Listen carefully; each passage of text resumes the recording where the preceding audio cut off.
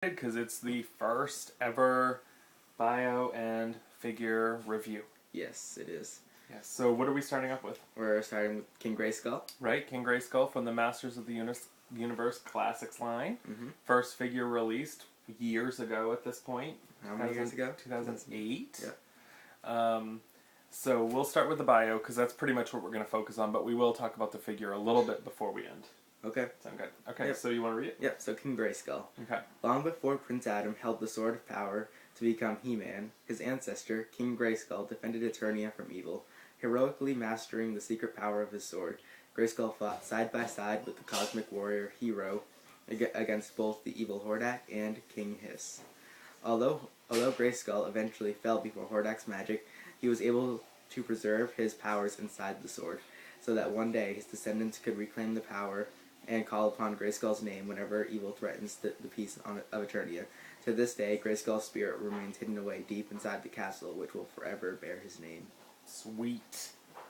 So when you read that bio, of course when this figure came out you had sort of fallen out of your fandom of He-Man. But before I'd fallen out of it, King Grayskull had been kind of one of my favorite characters. Right, from 2000X, or just in general. Yeah, just in general, really. Because what the episode Power of Grayskull was that? That was my favorite. Was your favorite episode? Yeah.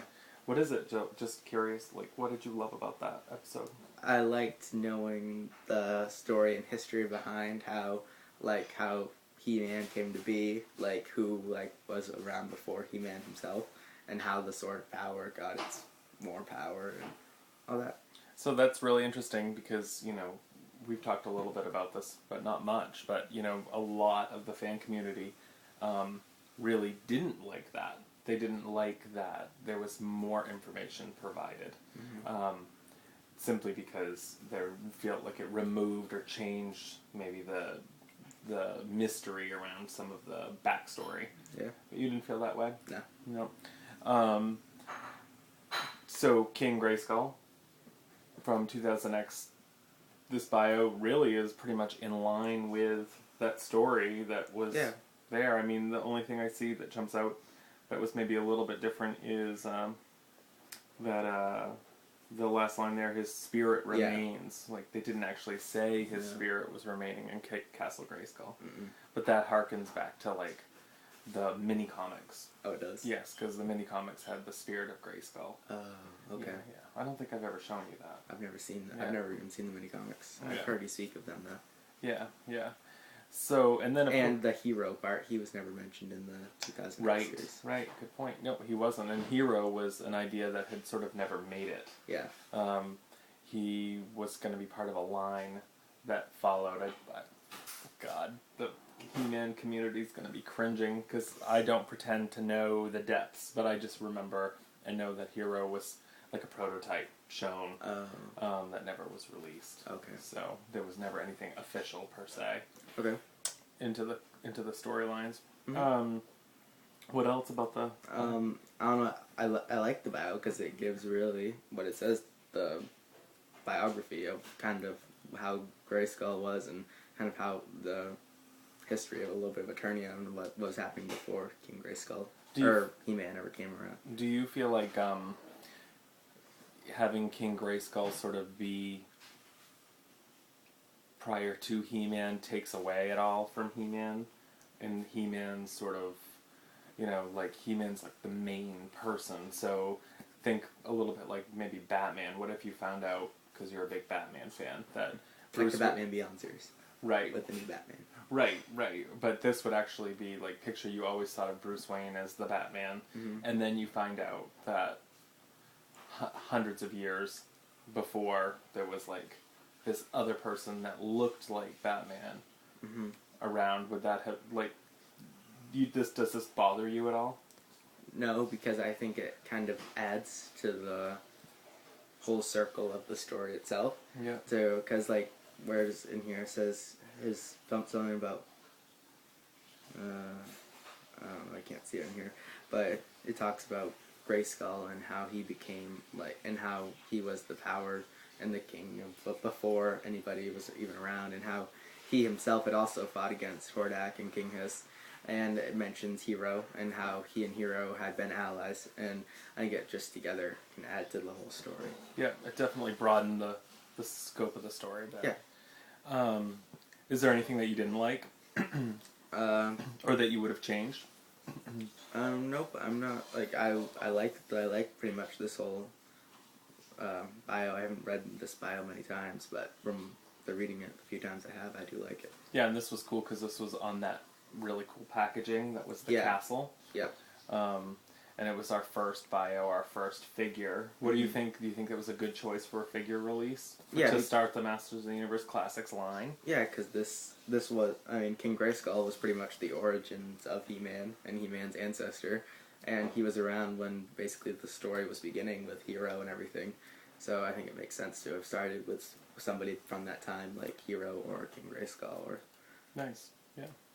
No, I totally agree. This didn't bother me at all. For myself, I had, your collection, well, it hadn't come down yet, but it wasn't as prominent. But I have my shelves, which is like my pride and joy. Like, I have them in my bedroom so that I can see them every morning. And that's kind of sad a little bit, but I'm not ashamed. And